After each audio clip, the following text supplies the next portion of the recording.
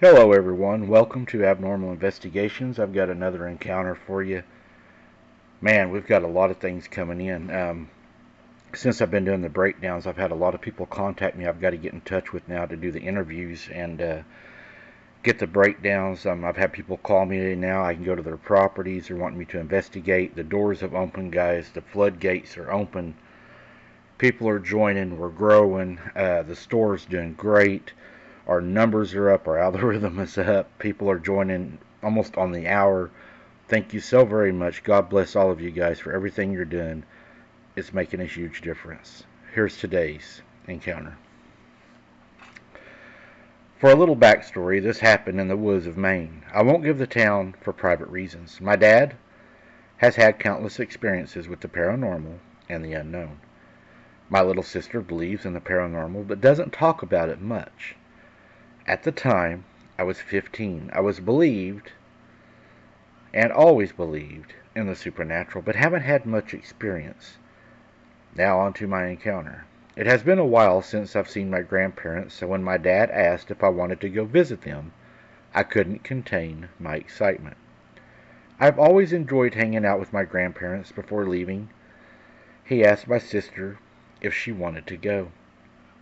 She said no because she was tired and would rather head to bed early. It was a beautiful night. The moon lit up the sky. Since the weather was so nice, I had my window down. I stuck my head out the window, feeling the breeze run through my hair. When finally, looking into the woods,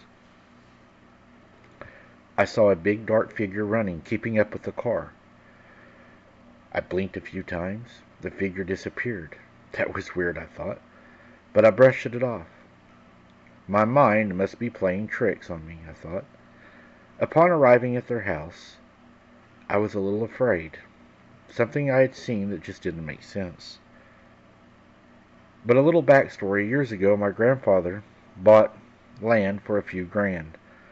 After a few years, he built a big, beautiful house. Anyways, back to the story. Although I love my grandparents, I always hated visiting them at night. That's when you feel like you're being watched. But that's the story for another time. An hour had passed, and since we had arrived, my grandparents, my dad, and I were sitting at the dinner table. Our conversation is shifted from work to paranormal experiences that we've all had. Although I found their story fascinating, I would always get paranoid. Every noise I heard, I would always think it was something scary. To my relief, my dad wrapped up the conversation. Well, I got to get this kiddo home. My grandparents looked a bit disappointed. I felt guilty. We said our goodbyes. In the car on the way home, my dad brought up the paranormal once again. Since we were in the car, I felt safe to join in the conversation. So, got any ghost stories you haven't told me yet? My dad asked. As I was about to tell some stories, my dad slammed on his brakes. I flew forward, but due to my dad's quick thinking, he threw his right arm across my chest so I didn't go any further. I was about to ask why he slammed on his brakes until I looked at him. He looked confused. I followed his eyes. I saw a dark figure on all fours. It's just a cat, I sighed in relief. Just honk your horn, it should run away. He lifted his hand and gently placed it on the horn. I looked at him once again, only to see him hesitate. His face turned white. I looked back at the figure. It was now on 2 feet. Was it a human? I thought no, it couldn't be. The thing looked 8 foot tall. Don't move, my dad whispered. It stood there for 5 minutes. Then I realized, why haven't there been any cars? I listened for any cars that may pass, but nothing. That's when I knew something was wrong, and the woods were completely silent. Before I could tell my dad, the figure grew wings. Its eyes must have been closed.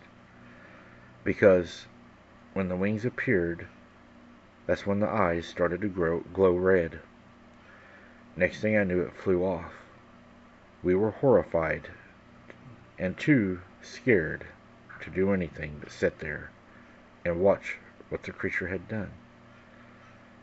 Me and my dad both looked at each other and said, It's the Mothman. Then the frogs start croaking again.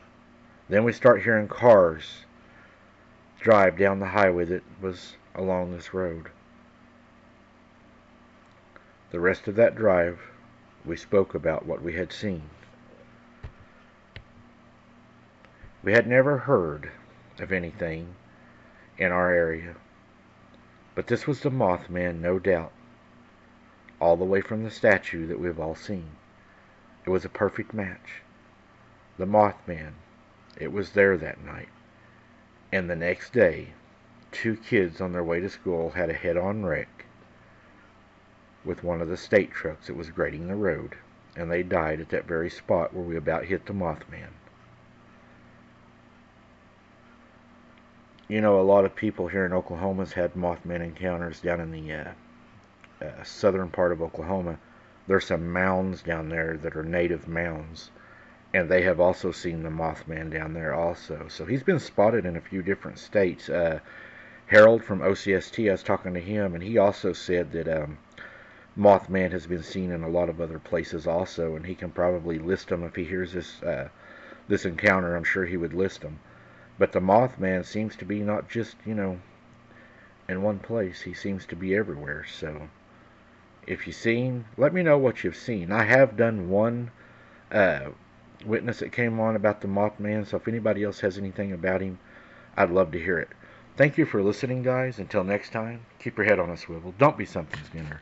Smash that like button on your way out, and if you don't mind, share us out a little bit. We'd appreciate it. We'll see you on the next one.